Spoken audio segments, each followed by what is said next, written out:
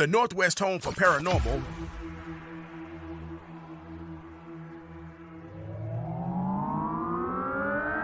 you're listening to U.S. Phenomenon with your host, Mario Magana.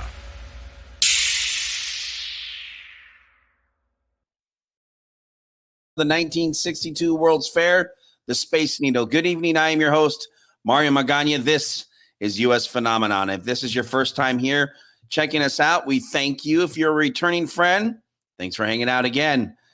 You can always be a part of the show by texting us at 775-990-5151. Tonight, our guest is someone who continues to be an integral part of U.S. Phenomenon, keeping up, not with the Kardashians, but with politics. Michael Parker has produced over 300 episodes of content related to the mysteries of human history, science, the occult, and so-called conspiracy theories. He hosted a show called Antidote, Dark Matter, and much more. You can find him on Twitter at Michael Parker LA. It is my pleasure to welcome back to U.S. Phenomenon, Michael Parker. Mario, good to see you. Man. Good to speak to you. Yeah, happy New Year. I know we did the prediction show. I wonder, as you know, we talk about the prediction show. It's kind of funny because I'm like, hey, dude, things are changing rapidly right now. And I know we don't typically always talk about politics, but I thought this might be in line to the prediction show where things are rapidly changing right now with this pandemic now moving to the word endemic. So now we're going to treat this not as a crisis now, but more of a virus that is like the flu. I mean, okay, so, you know, maybe we called it the boomer remover. Maybe it was, you know, maybe we lost a few lives and so much. I mean, there's so many people from both sides of the fence that could say, oh, this is not mine. No, you're wrong. You're right. You're right. You're wrong.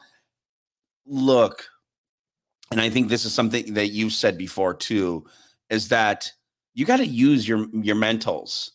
You got to be thinking. And I think that what we're going to talk about tonight, pandemic versus endemic, where this is kind of evolving to. And I don't know if even in the prediction show that we talked about, I know that, you know, we had a caller call and say, hey, Biden's going to get COVID. He's going to have to step down. I don't know that we actually predicted this piece in regards to the pandemic. And I was trying to look back at it, and the audio is back at the home flagship station. So I didn't have a chance to do my homework in that piece. But Michael, welcome back to the show. What do you think? I mean, it's so fluid right now. I mean, just like this pandemic to begin with, the COVID-19. Yeah. Well, thanks for reaching out to me because I was not aware of what was happening in your state with them, with Jay Inslee talking about, you know, rolling back some of the mandates here in California. They originally had talked about in February, the state of California was going to remove some of the masking mandates. My county, Los Angeles County, said, no, we're not going to do that. So even the state of California, Governor Newsom has said we are, you know, going to roll back some of these, but my county and my city have said, no, we're going to hang on. So what I'm talking about is the masking mandate, which is as of, I guess, yesterday. They have now removed some of the mandates here in town and in the county and in the state in regards to outside Masking functions. Yeah. So, but I mean, here's the deal. The part of this is twofold. Anybody that watched the Super Bowl saw a stadium of, I don't know, 60, 70, 80,000 people. Yeah. With a half a dozen masks on, you know? So, I mean, everyone had hot dogs in their mouth. Didn't you see that? People were partying it up and having a good time. I saw the Stones in that same stadium back in October. Nobody was wearing masks. My point is that they had said before the Super Bowl, oh, you know what? You guys are going to have to wear a mask. You can't go in there. And, you know, because Newsom and Garcetti had both been pictured in the NFC championships without masks, right? So there was this big to-do. And Garcetti said, well, you know, I was holding my breath or whatever it was. But anyway, so they made this big thing out of it. You guys are going to have to wear your N95s at the Super Bowl. Well, nobody wore them at the Super Bowl. So now the city and the state, and I think states like yours, they're in a bind because clearly a nationally produced, aired, worldwide, global television phenomena showed people without masks and in close proximity to each other. Now, number two, we're going into midterms. So all of these mandates are extremely unpopular with a large portion of the population. And so there are some Democrats that don't like it. There's a lot of people that are independents that don't like it. There's Republicans that don't like it. What I'm saying is we're going into midterms. I was just going to say that. Yeah, they do not want this albatross around their neck. But on the other hand, they do not want to relinquish it too quickly. They love having this power. And bro, they're making so much money off this. It's ridiculous. And I don't know if we want to move forward into this part yet, but in a second, or at some point in the show, I was reading some projections about what they're going to do.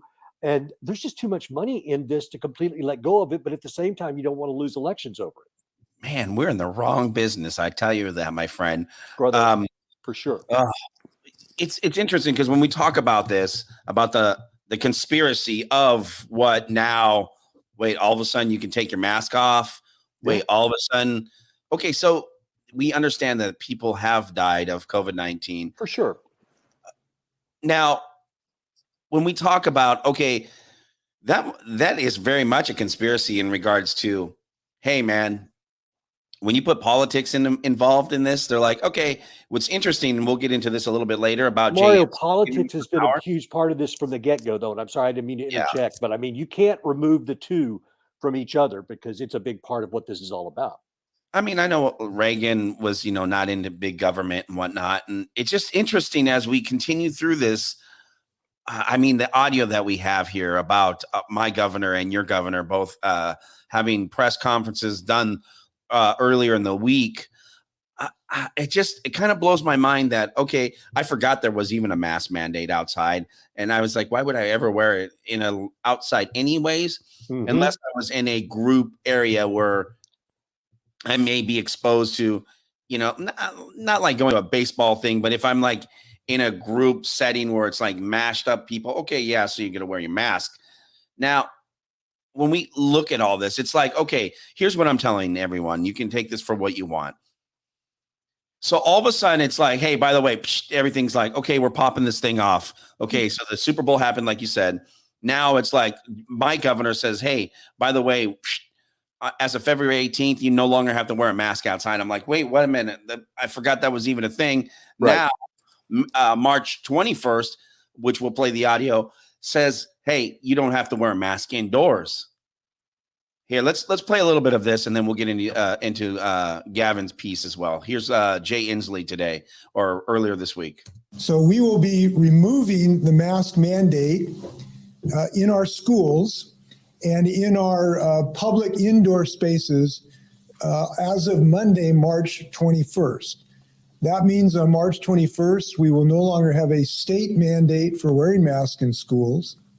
And on March 21st, we will no longer have a state mandate for wearing masks in indoor spaces. So on that piece by Jay, someone asked from the AP during the press conference, asked him, are you going to remove the emergency order, which would relinquish his power for the emergency power? He said no, and it was due to the fact that he was getting federal funds. I didn't have a chance to do more research into that. I don't know that it's more of a power struggle. I think that he's going to have to give it up when it comes down to election time. He's had it for like 700 and something days. A lot of people around here call him, King Inslee, but it's just it is politics. It seems to be all of a sudden now that we're getting close to the midterms, the conspiracies are, hey, it's okay. People have died. We know that. But why didn't we treat this a little bit differently? All of a sudden, now we got to take a different approach. And here's Gavin. Why do I always want to call him Gavin McGrath? I don't know why the hell I wanted to do that. I call him Slick. Slick Rick. Well, I just call him Slick because I won't get into it, but he's a horrible He's human. But polished. let's play that clip. Yeah, he's very polished. And so we have work to do as it relates to turning the proverbial page. And what we're announcing here today is about turning a page, moving from this crisis mentality, moving from a reactive framework to a framework where we are more sentinel our approach, that we stand firm and confident as we lean into the future, moving away from a reactive mindset and a crisis mindset to living with this virus. We have all come to understand what was not understood at the beginning of this crisis, that there is no end date. Oof. There is no end date. Mario, for your listeners in Washington, I just want to say, so here's what's going. I made some notes so I could just explain this. Here's what the situation is in California. As of February 16th, universal masking shall remain required in only specified settings. Only unvaccinated persons are required to mask in all indoor public settings after February 16th. Let's see, fully vaccinated individuals are recommended to continue indoor masking when the risk may be high. So for my daughter who's in high school, she no longer has to wear the mask outside on the campus, but she does have to wear it on the inside. If you're taking public transportation, if you are in a medical type place or in a homeless shelter, which go figure, I mean, homeless people,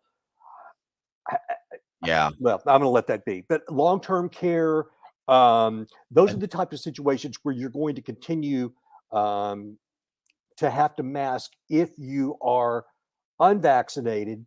I'm sorry, if you are vaccinated. If you're unvaccinated, they want you to keep wearing a mask anywhere you are inside, but now you can loosen up on what you do outside. Now, listen, if I'm outside, I am not wearing a mask, period. But what freaks me out about what Gavin just said is I started looking into some of this today because they're claiming here in California that, we're going to be treating this endemically, like you said. And trying to find my note here because, okay, so here's what they said in California. And I would bet they're going to try to do a similar thing in other Western states. But anyway, they're saying smarter. California announces plan to deal with COVID for the long haul. The plan will monitor communities' wastewater systems to detect a spike in COVID-19. Now, I thought we were doing that from the get-go, but here it gets even worse. So they're saying, here's what we want to be able to do as we treat this endemically. And this is where the math and the money comes in. And this is why I don't think any of this is going away very soon. It says the system that we want to prepare is we want to be able to administer 200,000 additional COVID vaccine doses per day. So let's just do some math of 260 working days per year times 200K. That's 52 million doses of the vaccine that the state of California is saying that they want to be able to administer in a year. They want to have at least 75 million high quality masks stockpiled. They want to be able to provide 500,000 COVID tests per day statewide. Again, let's say 260 work days a year times 500K. That is 130 million tests. So we're talking, 200 some odd million, almost 200 million between the vaccinations and the kits, if they were able to do what they wanted to do in this kind of amorphous plan they say they have. Bottom line, that is an incredible amount of money for the providers of these vaccines and these kits and the administration thereof. I mean, dude, this is a gravy train. I can't hear you, Mario. Oh, I will say this. There is some changes in regards to, I think you still have to wear your mask if you're at a facility like, as you said, a homeless shelter or Schools, medical. Yeah. Schools not here. Brilliant. Jay's going to get himself reelected, baby. That's how he's going to stay in office. I mean, because you're right, because even people that are on the left, I mean, some of them don't want their kids to be masked at school, and I'm one of those people. How do you play sports with a mask on? I'm like, and they're doing it. They're even doing right. College sports and high school sports where these kids are, involved in these sports where they're breathing hard and they're wearing them. Can you imagine playing basketball No. or wrestling or something with a mask on. That's nuts. I mean, I shoot the hoot over down at the Y, and I'm not gonna lie, man. I'm like, to have to take down, get a breath of air before I'm like, I need the oxygen tank hooked up. Yeah. I'm telling you. So, regardless on what you, and this is what we did say, and I did say this. I'm like, it's time for us just to rip the Band-Aid off. Yep. This, I did say this, that we need to rip this Band-Aid off and be done with it. Know your inherent risks. And I'm okay with that, and we should all be okay with that. If you want to get the shot, get the shot. You Right. don't want to get it, don't get it. But at Mario, least, and then now we can move on. But now there's a choo-choo train with a gravy on it. And it sounds like to me that in whichever state you might be in, which most of us are in Washington other than you, but some of us may travel. I mean, the restrictions just seem, Disneyland, they're trying to lift their restrictions as well. And listen, it's crazy. Yeah, people want to make money. And, if you're in the service industry, hotels, bars, salons, hair salons, tanning salons, nail salons, I don't know what it's like in Washington, but all of these things have been beat to death in the state of California. For sure. And I can't go to the Y. I'm not going to lie. I'm not vaccinated. I have no intention of getting vaccinated now more than ever. So I can't go to the YMCA. I can't work out. I can't, I do have a place that cuts my hair that allows me to go in there without a mask and actually be a real life human again. But I mean, if you own one of these types of businesses and you've made it through the last 2 years and you're still standing, I mean, you really want for people to be able to come into your store or bar or whatever it is, and masked or unmasked, they need to get back to work, and people want this. And so going into this midterm, there's a lot of people who might have voted for these people because of their party, but now it's a matter of just staying in business. And they're like, look, man, if I have to vote against you just to possibly see the end of some of these mandates, I'm going to do it, even though you and I are of the same party. Right. So, however, in the state of California, I still don't know that there will be enough, because this is a very blue state with some exceptions. But most large urban cities in America lean blue. So there are orange areas. I'm sorry, there are red areas of California, but not enough, I think, to necessarily kick these people out of office, but maybe so. And I have to commend your governor. I wouldn't have expected it, that he would be lifting these mask mandates almost entirely, it sounds like, on March 21st. Yeah, but remember, he still has power. He still has an emergency Yeah. order. What's interesting is when I was in California recently, in Disneyland, we went to Newport Beach, and God, man, it was like a godsend being in Newport. I mean, Yes. that area is very, very red and very nice. Orange County, yes, you can go down there. I mean, I'm in the 818, which is the valley, but Orange County, that does certainly was always historically red and still leans that way, and it's definitely not as hardcore mandate wise as Los Angeles County. Yeah.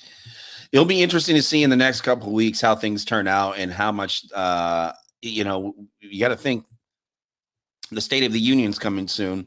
So wouldn't it be nice if Biden could get all of his Democratic states opened up and say, we've opened up the country in his speech? I would love to see that. Today, when you and I started talking about doing this, I was wondering, I was like, you know what? How many states have the mandates? How many do not? And so I'm just looking through a couple of articles. And one of the things that I said, and I think this might be from the AARP site, but it said, to date, 32 states had orders broadly requiring residents to wear masks in public, have now lifted them. 11 states have not imposed mandates at any point during the pandemic, and some, including Florida, Iowa, Montana, Tennessee, and Texas, have moved via legislation or executive action to prevent local governments and school districts from doing so. So yes, there are states, that they've walked away from this entirely. Texas and Florida being probably the most notorious. But then, here on the West, and Illinois and New York, and probably like Massachusetts or something, we are all going to probably bring up the last, being the last ones to move away from this. We just before we go to break here, when we come back, we'll check in with the paranormal story of the week with Mark Christopher. But when we come back, let's talk about more about the conspiracy on why we think all of a sudden it's like, hey, it's just a common cold now, or Right. I think we talked about this a long time ago back in the podcast days, that this was something that was definitely foreign, could have been built man-made. We'll talk about all that coming up right here on U.S. Phenomenon. Welcome back to U.S. Phenomenon. Our guest is someone who's been a part of the show since the very beginning times. He's like, wait, you even have a website? No. Again, our guest, Michael Parker. You can find him at Twitter, at Michael Parker, LA. Welcome back to the show. Thank you. We've done shows that, we thought Trump was going to die when we barely knew about COVID, So I remember that day. So you called me up and we got on it because they were flying him over to, I don't remember which military hospital it was, the name. Madigan? Was it perhaps. Madigan? He was in the hospital for 3 days. Yes. And when he came out, I think they had given him Regeneron. I think they had given him the antibodies. Monoclonal antibodies? Yeah, I think they had given him that. And do you remember he was just bouncing off the wall for like several days? Yes. Right? He's like, I feel great, So listen, it's no surprise that you're going to give the leader the best treatment ever. The best thing that you have. But he was out of there very quickly. But I want to backtrack a little bit to listen. Let's just cut to the quick here. I have said from the get-go, and I am not unique in any way in this, but listen, COVID straight up was a man-made chimera. Okay, it didn't come out of a bat that wound up in somebody's bowl of soup. This was a created virus, partially funded by Anthony Fauci and others. And I believe they did it in China so China could be the scapegoat. Listen, I'm no fan of China. I'm not trying to take up for China, but China gave us the plausible deniability. That's why they moved the gain of function work to China. It's like, oh, well, if things go south, we can say, well, it was the bad Chinese that pulled this off. Long story short, this is a man-made virus, and it has definitely killed a lot of people. However, let's continue the C word conspiracy. The other problem is that they've used this creative accounting to say how many people died of this. And we're finding out over and over and over again that, the numbers were exaggerated. And I'm not saying this to make light of anyone who passed away with COVID, but what they did do is they scared the heck out of everybody. Listen, if I have diabetes, if I'm overweight, if I am elderly and I get the flu, that could turn into pneumonia and I can die. But they did not want to talk about any of that in conjunction with COVID-19, this man-made virus. So if you're in bad health and you get this thing and you've got these underlying comorbidities, then yes, you could die. And the whole thing is it's real. I've never said it wasn't real, but they have used this as a tool to scare people, to control people, to move us into an area of social engineering to get us to the next place they want us to be. And that's part of the reason that even though people do not want to lose elections, they are hesitant to let this go because the powers that be that actually control them have said from the get-go, we're going to be doing this thing. And if you don't know what I'm talking about, and I'm guessing anybody who's listening to this show probably does, then you need to go back and look at this because the information has been there pretty much from the get-go. And I did several interviews. I did some articles and things. And, I got crucified for saying this back in 2020. But it's basically all turned out to be true. And it's amazing that the mainstream media still pretends that much of this is untrue. And, if you tell people a lie enough, it's not mind control. You're just, it's like the song that you hate, but you've heard it so many times. Now you like it. And because you've just been told this over and over and over. Yeah. Right. Yeah. Once you hear it 3 times, it becomes gospel. Yes. I mean, think about this. Think about this in all regards to everything that's been going on from jump.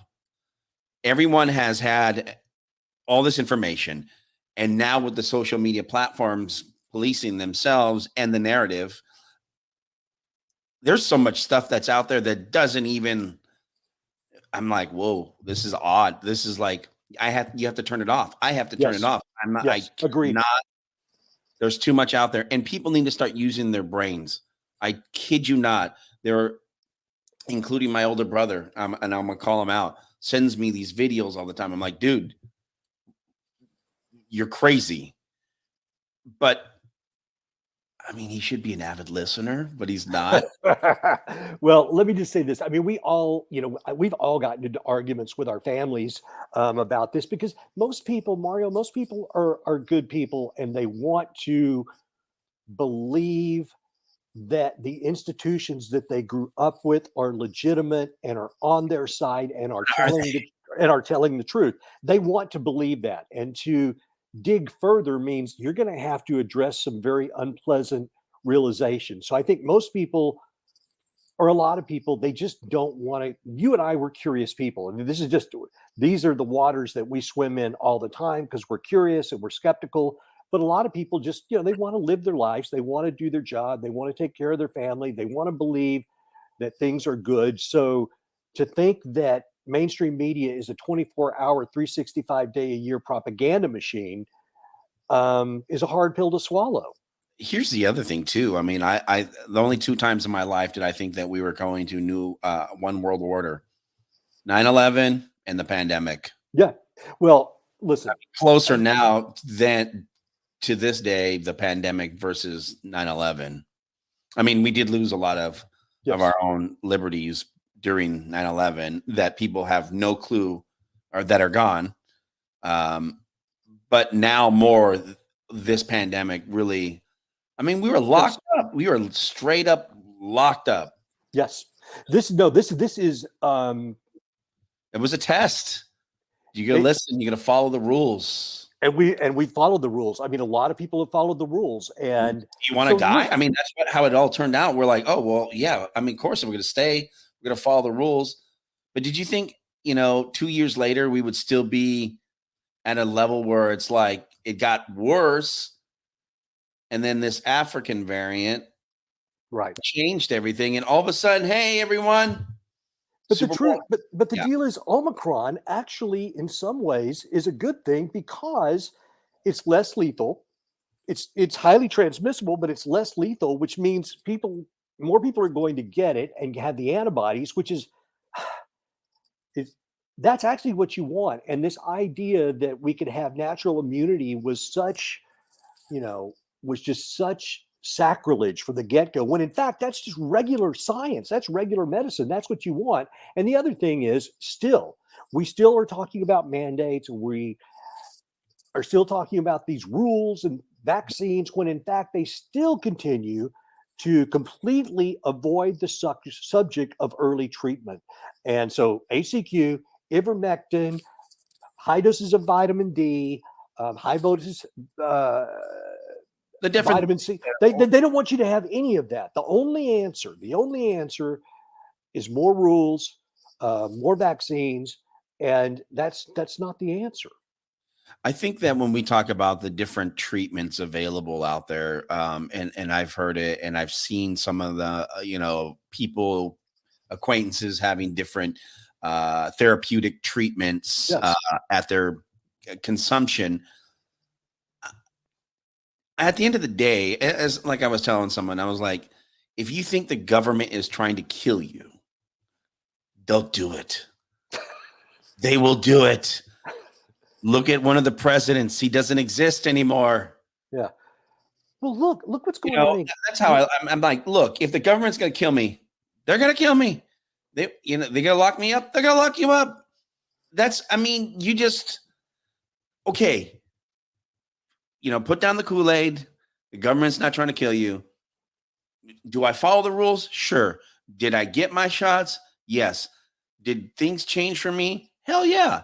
Do I drink Coke? Not all the time, but when I did, especially McDonald's, It was the best Coke you could ever drink, but now it has this metal, metallic taste in my mouth when I drink it. Not diet, just regular Coke. That is so strange. You've told me that before. I don't know what that means. It probably means I'm dying, but Well, I oh, hope not. I I hope. hope not. But here's the deal. Yeah, you've seen all the videos of these people. Did you see the comedian last week where she said, I'm triple vax and Jesus loves me more, and then she immediately faints on stage? Did you see that? No, God, and that's crazy. And I mean, I Don't tempt fate. Don't tempt God. I know that sounds superstitious, but there are more. Listen, there are all these videos. All you have to do is look them up. I mean, there's all these soccer players in Europe, that young men who've had well in Australia right now, they're already beginning to have to pay out for myocarditis, pericarditis, Guillain-Barre. I hope I'm saying that correctly. There's a whole list. I tweeted this out yesterday. They've made it really difficult to get a vaccine injury settlement, but they're doing it in Australia right now. You can, if you meet all of their requirements, and they give you this just ridiculously tiny amount, but it's happening. It's happening, and so there are side effects to this, and I don't think that the vaccines are going to go away anytime soon. There is just too much money to be made on them. and so much for the same with the flu shot, which all of a sudden knowing hey, the flu's gone and it's cured. Remember that? That was nonsense. Last year there was, That's because everyone was wearing masks and locked up. well, that's what they said, but the deal is the PCR tests. I mean, I think a lot of these people that came up COVID positive, I mean, it's because the tests were picking up regular coronaviruses in the form of Oh yeah. of flus and colds and things. So, I mean, the whole thing has just been a comedy of errors, and to rack it all up to just incompetence and the blind leading the blind, I think is really ridiculous. These are sophisticated people, and it's just too much to believe that we have struggled so hard in this unprecedented crisis of a coronavirus. It's just interesting to me too to think about something that even in the book Behold the Pale Horse, going through some of the stuff in his book talking about they're going to shut down the roads and things of that nature. And when I got the passable paper saying, hey, you have the right to drive on the city roads between, unrestricted, I was like, whoa, he was right about that. But what I thinking about all that stuff and moving forward in the modern day and age and world in which we live in, don't you think science should be the number one ruler? Like, okay, duh. We know that, okay, here's what we're going to do. Yes, we knew people were dying. What can we do to better the science? Okay, we're going to try to make some type of vaccination. Okay, yeah, you did that. But people who were getting COVID, who were living and using some of these therapeutics that were killing people, possibly, don't you think that using the correct type of science, like okay, well, this person did have COVID. Okay, now they're immune. Let's get some of their antibodies from their body. Let's see if we can build something out off of that, or then say, okay, hey, you're immune. You're naturally immune now.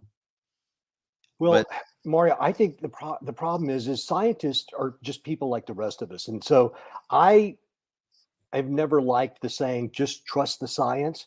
Well, guess what? I mean, scientists are just people. They're just regular people, and there was a lot of pressure to play ball, and you don't want if you're an academician or a scientist or you're in the medical industry, you didn't want to lose your job. Yeah. And here's the rules. Here's what we think. Here's what you're going to use. Here's why. And you don't want to rock the boat, do you? I mean, surely you wouldn't want to lose your job. So when they say trust the science, they're just people. And I think that the medical community and the scientific community are going to have a lot to answer for. And I think in the decades to come, we will look back on this period the same way that we looked at, other failed empires and madness run amok like Nazi Germany, and just say, how did so many just good regular people go along with this? Well, they went along with it because they're on a, they need to keep their job. I have a friend the other day who went to get some antidepressants, and this is long. I use an antidepressant. I'm on Zoloft, but the point is, they've got you dumbed down. Antidepressants cost nothing, man. I mean, there are drugs that are very expensive. I have Crohn's disease, so I have to address Crohn's disease with some very expensive drugs. Yet, if I want to just be a, completely flatlined drone, man, it's cents on the dollar. Here's some Prozac, here's some Zoloft, Right. here's Xanax or whatever. And so between television, pharmaceuticals, keeping you exhausted, the debt system, people are just worn out. And so I don't want to blame people. Are you saying that this experiment, this 200 and something year experiment, may be coming to an end? No. I'm not saying that, and I hope not, because I'm old fashioned and I am pro America. I'm pro Constitution. We talked about this the last time, so I hope it's not coming to an end. Yeah, right. And but I think that there is a move that's probably a century old to move civilization into a direction, and in order to move people into a direction, you have to get them on a level playing field. So you have to introduce some kind of new thing into society, and that's not just America, but this is social engineering. This is we are steering people. We are Wait. steering people into a future society that some people desire. I don't desire it. I don't want to live in a socialist utopia that doesn't really work. I mean, I'm okay with We're competition. we're working on a show. I saw that. Yeah, working And on it. I have some definitive thoughts about that. And I'm kind of rambling, but the mandates, I would like to think that they're going away quickly, and I think they will pull a few of them away to make you think that something's happening as we ramp up to the midterms. But I think the long-term effects of all this, and just like Gavin Newsom says, there's no real end in sight. When you say that, and as we continue, we start to process this to be a endemic, like the flu or the common colds that we all get, and Which makes sense on one hand. and okay, so now that we know this, now that we've been educated, and we know that we're not going to mass die, and maybe there's going to be another version of this coronavirus. Very well could be, and they certainly want you to think that. And if that's the case, then everyone gets to choose what we want to do. Well, unless the orders are still in place. I mean, if they said, "Hey, Mario, you're going to wear a mask," I might wear the mask if I'm indoors. I don't know what everyone else is doing. Right. Listen, if you're in a medical, I was talking to my father 2 days ago. He's in Texas, and we were talking about masks in the Super Bowl. And he goes, "We don't do masks here." And my dad is a very conservative man, and he's done everything the doctors tell him to do. So he's not saying this in the same way that I might be saying it. He believes what they tell him. Point being, certain states are going to handle this differently. But if you're in a medical place or you're in a old folks home or what have you, yes, there is certainly a place for the mask. So I'm not saying that there's no place for masks. It's just, listen, in your car, outside, working by yourself, driving a truck. I mean, listen, I've seen it all. yes, we all have. And it's just crazy. I mean, I was at Costco yesterday. I'm walking up to Costco in Burbank, and I make sure I do not wear my mask outside, because at some point you have to demonstrate to others, look, I'm not playing that game. I'm not going to do that. It's like I am in an ocean of atmosphere. Okay, maybe it's Los Angeles air, but I will take that over breathing my own air over and over. You might need that mask. Hey, so when I get in Costco, I know you guys aren't going to let me in without it. I'm going to put it on. But walking up to Costco, no way do I have the mask. And I'm just looking at these people driving up into the parking lot. They've got their mask on. They're out there walking to the store with the mask on. And I'm just like, man, you might want to get some oxygen in at some point. Well, it's funny because not all Costco's are the same, but yes. Right. And this is LA, so yeah, they have the nice lady there holding if you need a mask. I'm like, oh, I forgot my mask. She'll give you one. And there's people that'll say no, thank you, and they just walk into Costco without a mask on, you know. And So, more people are starting to do that around here.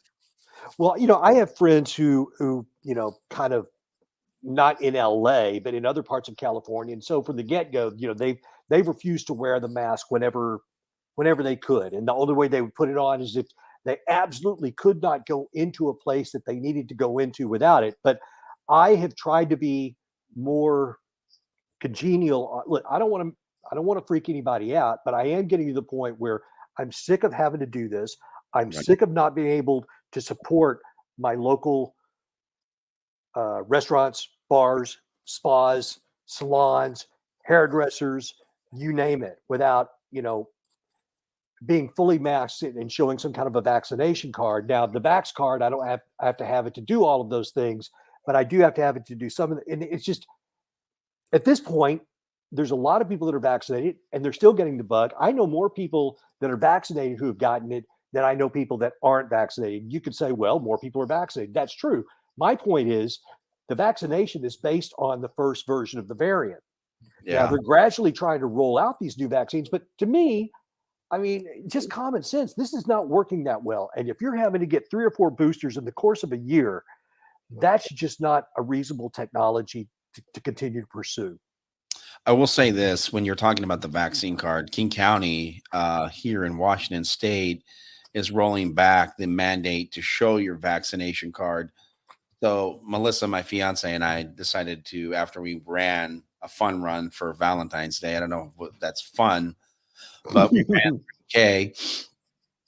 And we're like, F it, let's go to wine country. We're out here. Why not? Yep. I mean, we ran the calories through.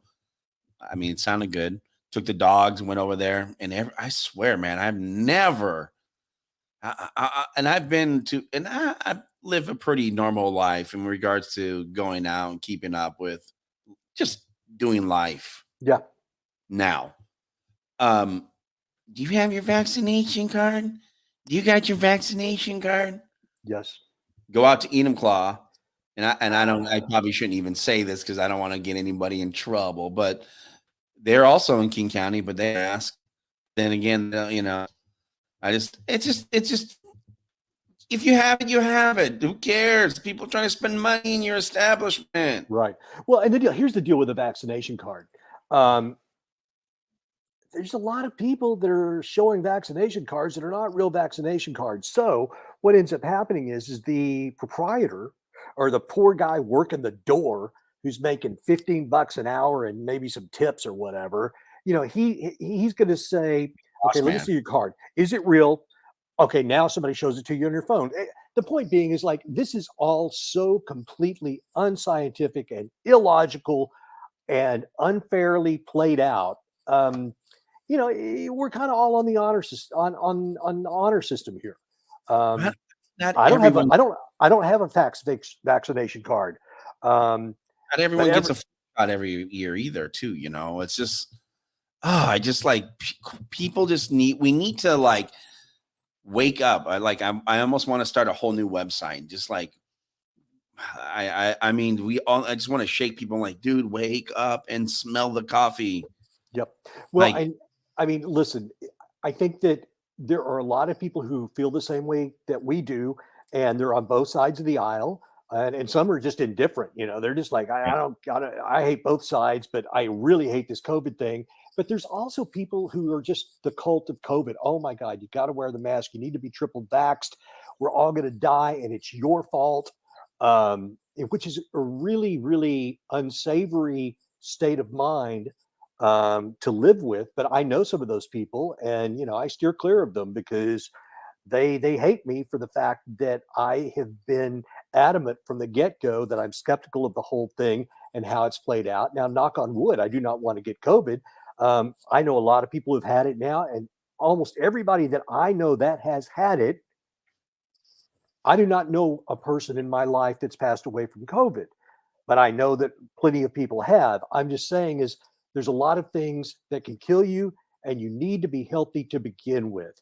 So don't go out there and, just That's live right. your life in an unhealthy fashion. And that's one thing the government doesn't tell you. They don't say get in shape. They don't say eat healthy. They don't say drink a lot of water, get some sunshine. The only answer is pharmaceuticals. Yes, big pharma making that money. You got to make it. This show's been brought to you by Big Farm, Big Worm, Big Farm. No, there's no sponsor in regards to that. I'm just joking there. But no, it's crazy as we get close to wrapping things up here in the Pacific Northwest in LA. Wow, we sure have come a long way in this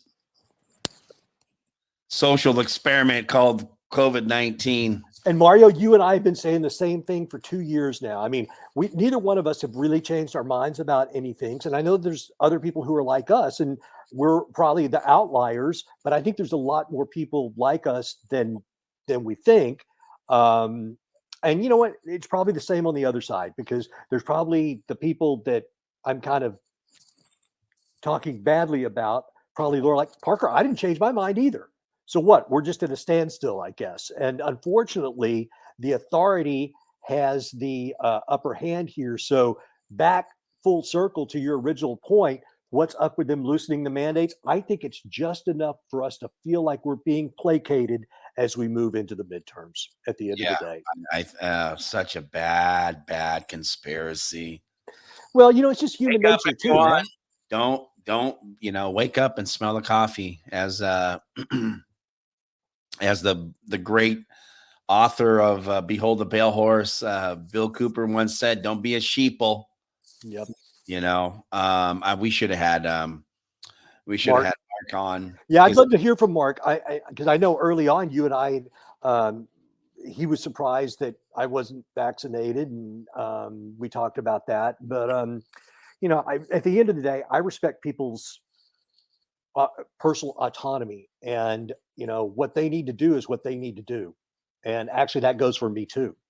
And as we wrap things up, as I'm yawning here, it will be interesting to see what happens here through the summer and into the fall of next year, because I think we'll start to see a spike in September, probably some type of, just like the flu, of some type of new variant. And I always call this one the Unicron. If you're into Transformers, it was this big planet from 1980, the Transformer movie, and this big planet came and just 8 little planets along. And in this, I mean, he was like the ultimate Transformer. It's a long story. So for those who are like, the people who are listening, they're like, what? Transformers? I'm out. Gotta go. But no, seriously, it's always fun having you on. Thank you.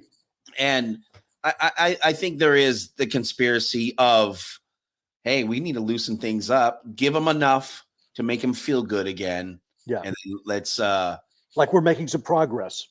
Right. But the progress still, ladies and gentlemen, we are the people. We elected these people. That's right. Remember that. Remember that. And always question and ask.